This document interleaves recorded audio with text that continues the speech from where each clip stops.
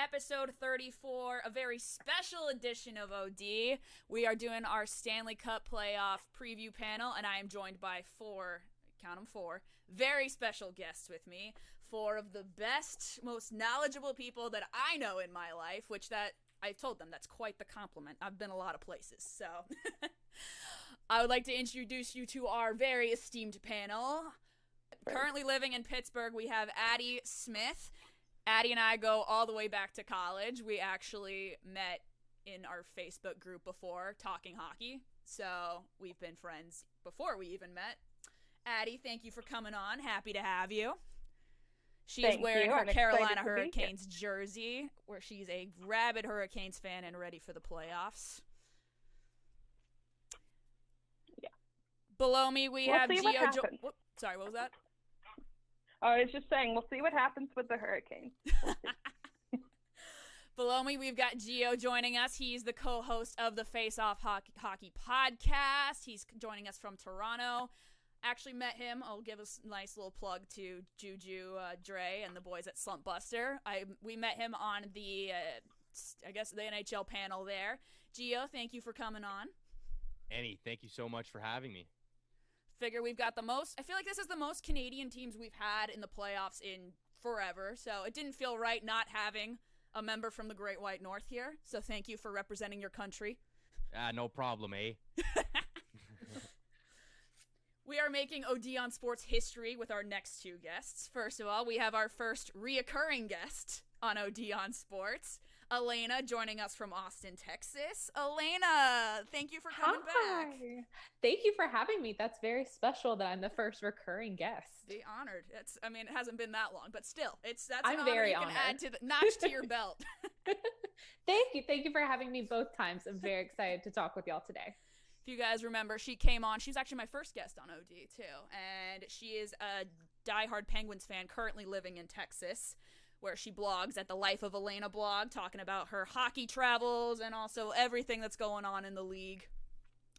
And our last guest, this is a very special one because this is the first time I'm having family on the podcast because we are cousins, is Steven Rudolph joining us from Florida, although he reigns from New England and is a diehard Boston Bruins fan, although you'll also find him going to Florida hockey games as well, but remains very loyal to his Bruins. Steven, thank you for coming on.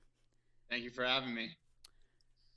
We've got a lot with the season just literally like a week away now. We've got a few headlines, a lot to talk about leading up to the NHL restart. One of them being a lot of finalists, actually all the finalists for the end of the year awards have been announced. So got a few questions for some of you to answer because it directly affects a few of you as fans. Alana, I'm going to start with you. I was about to say, I'm not affected, so I don't know why you're speaking to me. The Jack Adams Award nominees were put out, and notably left off the list was Penguins head coach Mike Sullivan. Annie. Which... No. I'm gonna ask you about it. I have to. No. Left a lot of Penguins fans upset because with the Penguins battled adversity all season long with injuries to very key players and still managed to make the NHL restart. How do you feel about Mike Sullivan being left off the finalist list? I'm feeling like I don't want to talk about it because I'm very upset about it. Legit, like if any award had Penguins representation on the nominees, it should have been that one.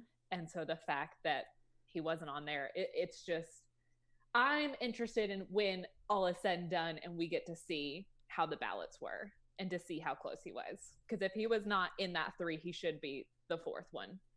Because it makes no sense. That's all I have to say about it. I don't want to talk about it. I'm sorry. It's okay. I do want to add on top of that, Alana, as well. Just speaking of like some snubs, David Quinn, the New York Rangers head coach, I thought should have at least gotten a nomination. So I'll be interested to see the votes on that. And I'll be talking about this later in my preview. But I think Paul Maurice really should have got a nod at the coach of the year with the Winnipeg Jets. I said this on my podcast too the other day. The Jack Adams, I feel like they always need to have 6 or 7 nominees because there's always so many good candidates. It's going to be tough. I see the argument for all 3, but I think there's a couple guys that were left off that could easily make an argument for. Yeah, I mean, not to take anything away from the three people who were nominated. They are very talented and have done a lot, and props to them. But I just feel you make really good suggestions on who should have been there, and I definitely think that Mike Sullivan should have been a part of that. I don't get it. Also, I don't get a lot of the nominees this year, so I've just forgotten all about the NHL awards for this year. I'm not even recognizing them. Which nominee pisses you off the most, though?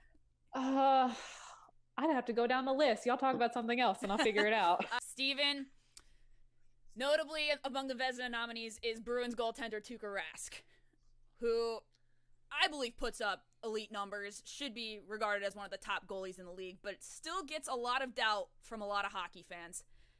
Can you make a case for his Vezina win this year going against a guy like Connor Hellebuck, or should it be going to the American goaltender? As much as it pains me to say this, and it really does, it's Hellebuck's year. I think the biggest thing, I mean, Tuukka's great. He's a great goalie, but he also has an extremely talented defense playing in front of him. We have some of the best defensive forwards in the league. So, like, he gets that definitely helps him out, as well as he just doesn't play as many games as Hellebuck does. That's the big thing, is he has a great backup plan behind him. You know, a really strong team. I think it's Hellebuck's year, honestly. So, I mean, as much as I love Tuukka, as much as a great goalie, and he's gonna give us a good playoff run, I don't think, you know, the Vezina would be his trophy this year. And that's the other reason why I picked all of you, is because you're all biased towards your teams, but you know what's going on in the league, and you respect other players, and you know when to say, hey, I love my guy, but this guy's better. So props to that. I respect that. Whoop, shit. Whoop. Well, Annie, before you continue, I kind of want to give a little shout out to your Anaheim Ducks. John Gibson, for a majority of the year, was looking like a Vezina candidate. What happened there? Let's not talk about it. No, no, no, no.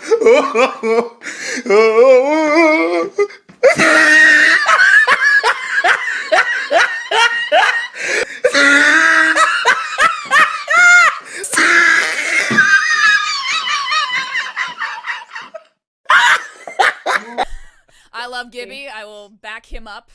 We're going through a rough rebuild. Builds character. Like I say this on my podcast all the time. All my other teams are doing really well right now. Like, I'm a Lakers and a Dodgers fan. Life is good. I'm great. No. I need one team to keep me humble. Otherwise, you know how powerful I would be?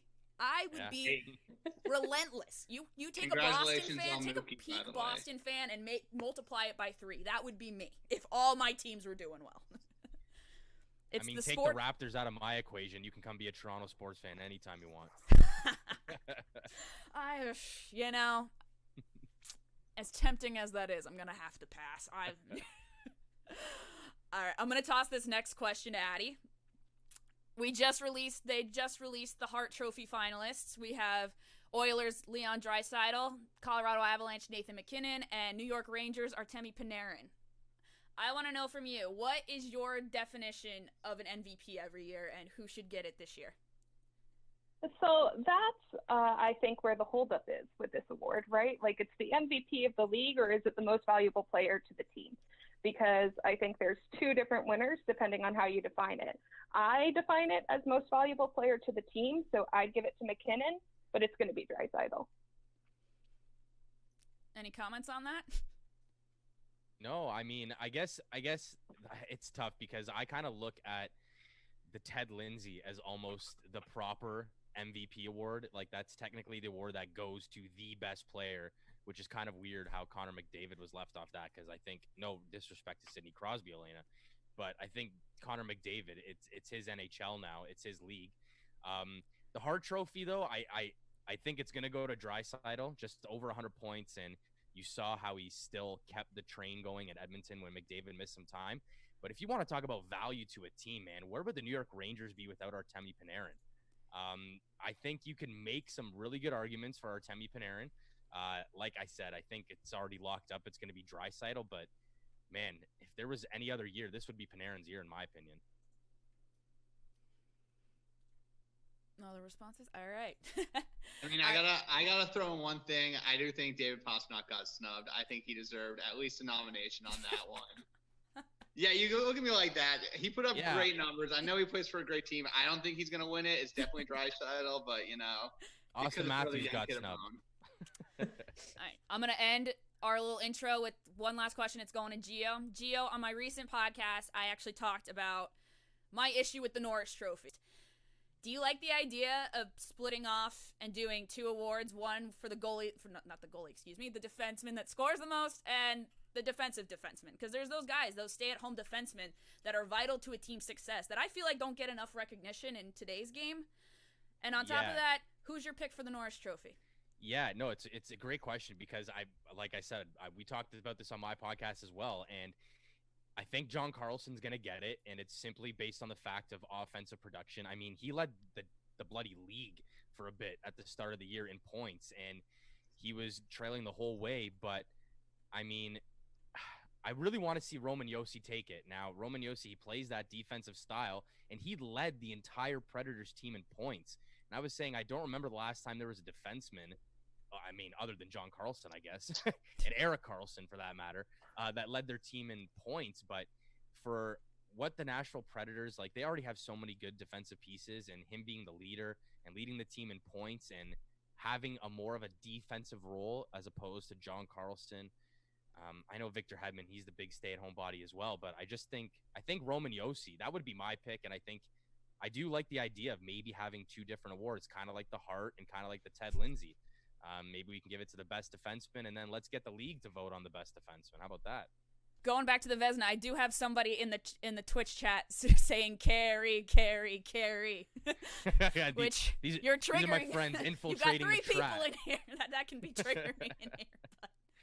But